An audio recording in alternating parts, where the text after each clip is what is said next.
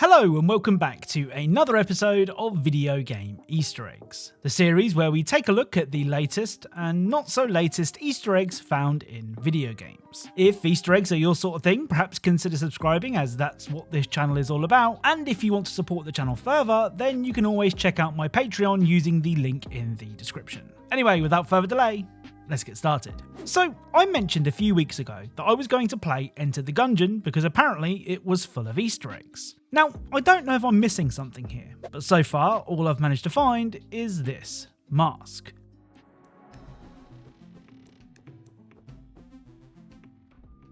So fans of robbing virtual banks will recognise this mask immediately. But if you don't, this is the mask worn by Talos in Payday 2. Now, I have checked out some of the guns in the Ammonomicon, and I do think that the descriptions for some of the weapons are references. So is that what people mean when they say Enter the Gungeon has loads of Easter eggs? Let me know in the comments. Now, I've never really understood the hype behind Baldis Basics. But that's okay, a game can't appeal to everyone. What I can appreciate though are some really cool Easter eggs. If you open a notebook and enter 31718, things will get really strange. Subject, math. Elephant hit.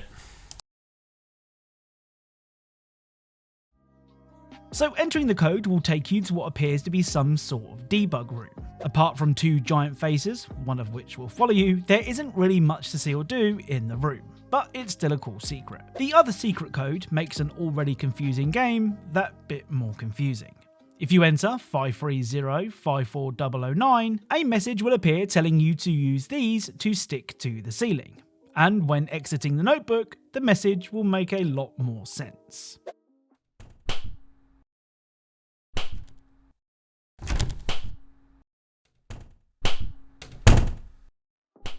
So the game will flip upside down, meaning that everyone now walks on the ceiling. It's worth mentioning that if you want to try this for yourself, these codes didn't work on the Steam version of the game, but did on the iPad. Right, it's now time for our Overused Video Game Easter Egg of the Week, the segment where we take a look at one Easter egg that has been referenced to death in video games. Today's Easter egg can be found in Atmospheric Structural Engineer Simulator Infra. In Chapter 2, you can find everyone's favourite chemist.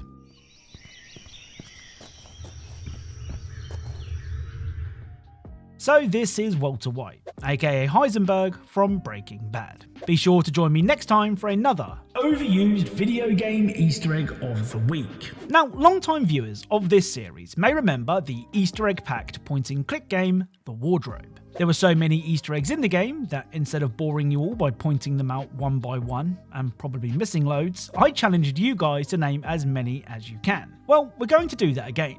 I'm going to show you just two scenes from The Wardrobe, and I want you to name as many correct references as you can. As always, I'll check back in a couple of days and leave a heart on the best guesses. Good luck.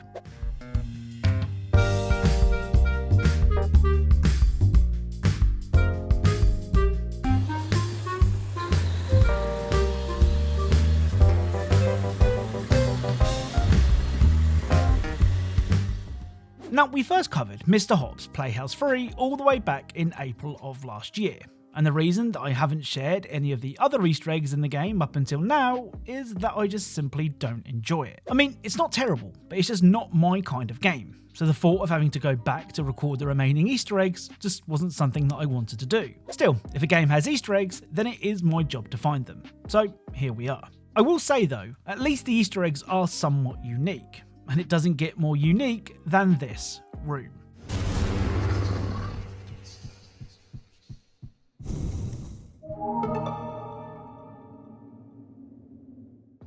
So on level 3D, you can find a baked beans room. Now, the developers of Mr. Hopps are based in the UK, where baked beans are extremely popular. But it's definitely a strange thing to reference. Next up, in 3A, if you activate 3 pretty easy to find pressure plates, a door will unlock with another very strange Easter egg.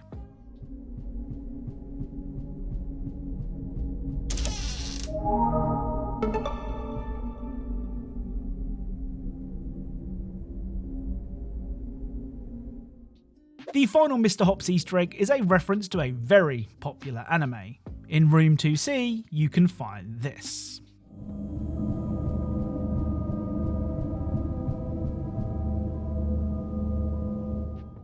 So the straw hat and swords are a reference to Luffy from One Piece. Now admittedly, anime is a bit of a blind spot for me, so if the fruit on the table is connected somehow, then please let me know. So something that I've come to realise after multiple years of covering Easter eggs is that Easter eggs aren't as good as they used to be. Now saying that as a channel that wants you to watch Easter egg videos every week is probably a stupid thing to do, but I'm sure that many of you will agree with me. For proof of this, look no further than Natural Selection 2. The game is full of excellent Easter eggs and is now nearly 12 years old, which I think makes it an older game. Now, the first of the Natural Selection 2 Easter eggs gives us a brief glimpse into what aliens get up to when you're not around. On the docking map, you can find some very talented extraterrestrials.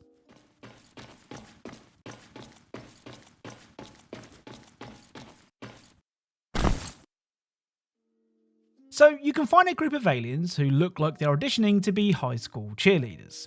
You might be asking yourself, what are they looking at? Why, this masterpiece, of course. Now, I've spent the last minute or so telling you how good Easter eggs used to be, but this next Easter egg is actually kind of underwhelming. On the summit map, walking through another wall will lead you to a pretty disappointing party.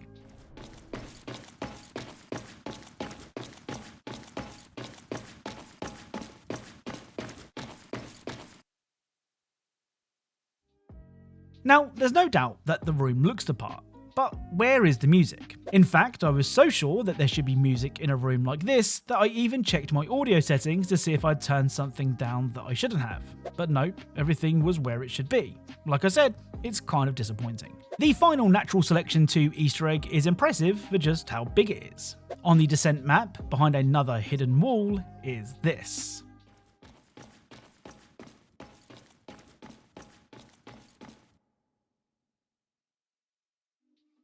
So the giant alien is playing a giant claw machine. You can even climb up the machine to see what prizes are on offer, and it appears our alien friend has picked himself a winner. Now, believe it or not, I really don't like covering these same games over and over again. But when a game has so many Easter eggs, it has to be done. I mean, considering the Talos Principle 2 released with next to no Easter eggs, the sheer amount of secrets now in the game thanks to one update is crazy. Anyway, in an effort to get these Easter eggs off my hard drive, let's blast through a few of them now. First up, in West 2, you can find a fan that will earn you some fans.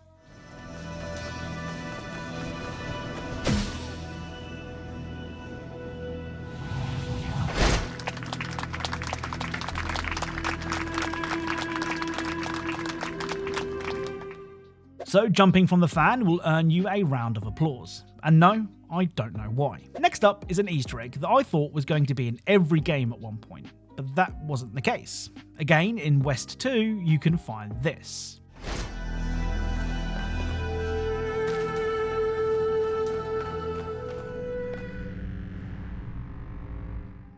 Like I mentioned, there was a point where loads of games were including monoliths. It was around the same time that monoliths started appearing in random places in real life. But when that hype died down, so did the Easter eggs. Finally, in South 1, you can find a QR code, and I promise you, this isn't a Rick roll. So the final Easter egg for today's video can be found in Unturned, the extremely popular zombie survival game. Now, Unturned's cartoony visual style may lead you to think that the game is simple, but that isn't true. That's why it's recommended that you try out the tutorial before jumping in. And it's in the tutorial we can find an Easter egg. If you climb out of the practice area, which is easy enough, you can find this.